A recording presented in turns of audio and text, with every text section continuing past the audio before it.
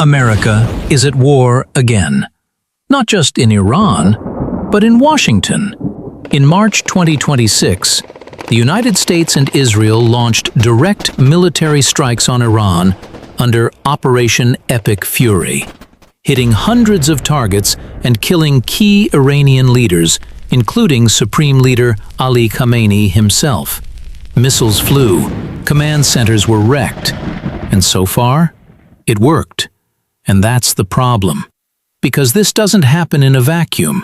Just in January 2026, U.S. forces executed a dramatic raid in Venezuela, capturing President Nicolás Maduro and his wife and flying them to the U.S. to face federal charges. Maduro, the man Washington had talked about for years but never touched, now sitting in a New York courtroom.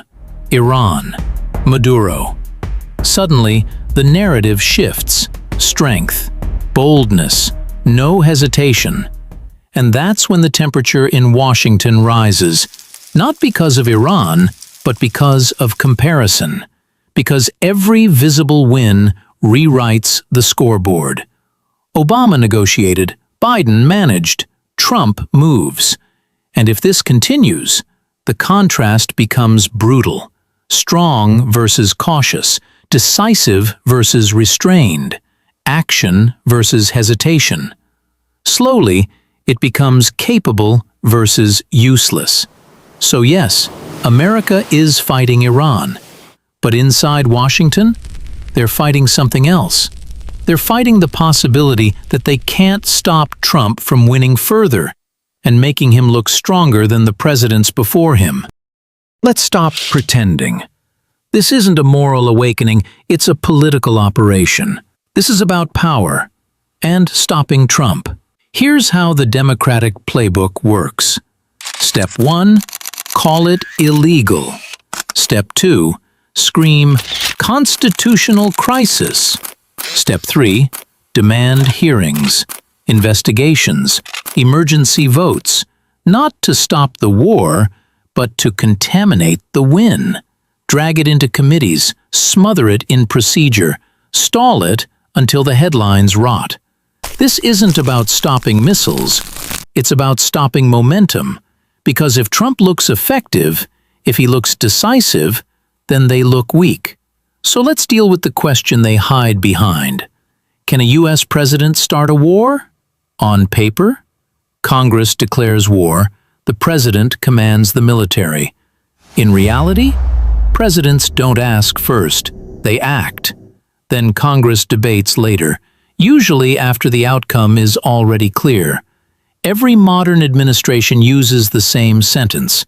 This is not a war, it's a limited military action to protect U.S. interests. Kosovo, Iraq, Syria, Yemen, Libya, different presidents, same justification, both parties.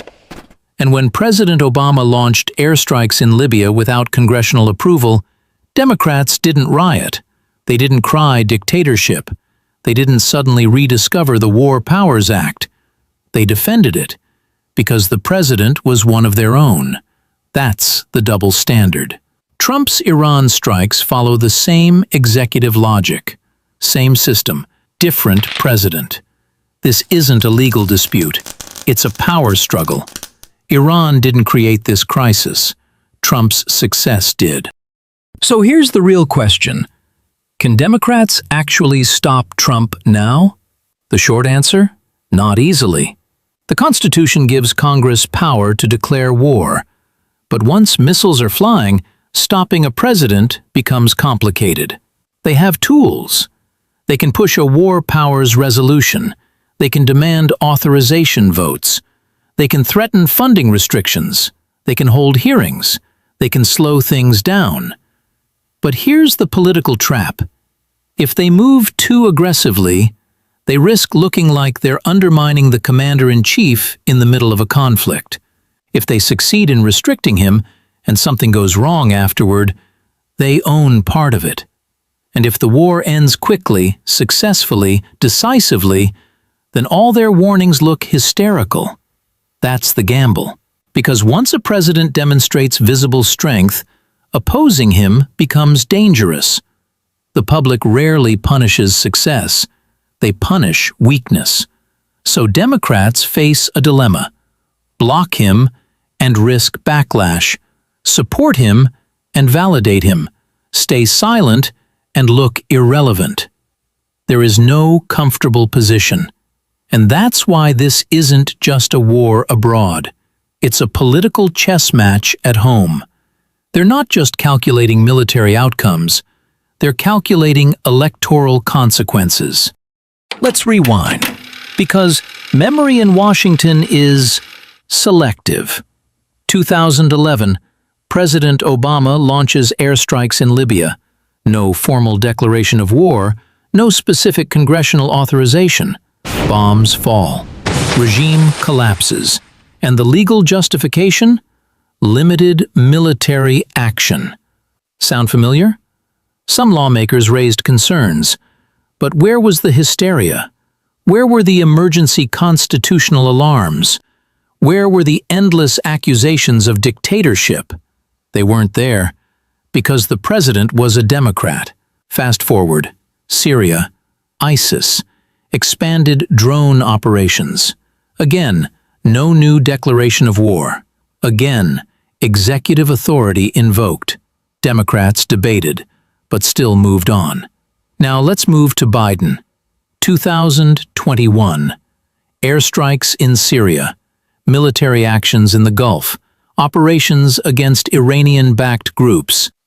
Same justification: defensive necessity, commander-in-chief authority. Some Democrats asked questions, but there was no full-blown constitutional crusade.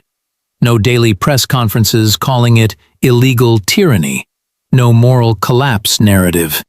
Now contrast that with today. Trump strikes Iran.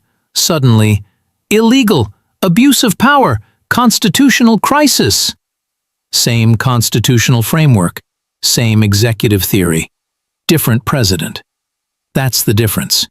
This isn't about Article 2, it's about Article Trump. When Obama acted, it was leadership. When Biden acted, it was defensive necessity. When Trump acts, it's a threat to democracy. The law didn't change, the party did. But outrage in Washington is rarely about consistency. It's about control. And Trump, right now, is outside their control. Let's stop measuring intentions. Let's measure results. Because the world doesn't care about speeches, it reacts to signals. So let's go back. 2016. Iran captures American sailors. Cameras roll. Images go global. U.S. servicemen on their knees. What does President Obama do? He negotiates. He de-escalates. He avoids confrontation. Supporters call it diplomacy. Critics call it humiliation. But allies and adversaries learned the same lesson. Escalation is off the table. Washington prefers restraint. Red lines are flexible. Tehran noticed. Now fast forward. Enter Biden, the steady hand, calm, careful, predictable. Afghanistan withdrawal, chaos. Kabul collapses. Desperation on the runway. Allies shocked. Enemies encouraged. Iran accelerates nuclear enrichment. Militias push harder. Regional balance starts shifting. And here's where it gets worse. While Washington talked about de-escalation, the rest of the world started adjusting. Saudi Arabia, America's historic oil partner, openly discussed pricing some oil sales to China in renminbi, not US dollars. Not because the dollar collapsed, but because confidence did. When US allies see hesitant presidents, they hedge. They prepare for a future where American power feels uncertain. That's not economics, that's geopolitics. Because when leadership looks weak, the world doesn't wait. It adapts. Now zoom out. Because every missile launched casts a shadow, all the way to November. This war doesn't just shape borders, it shapes elections.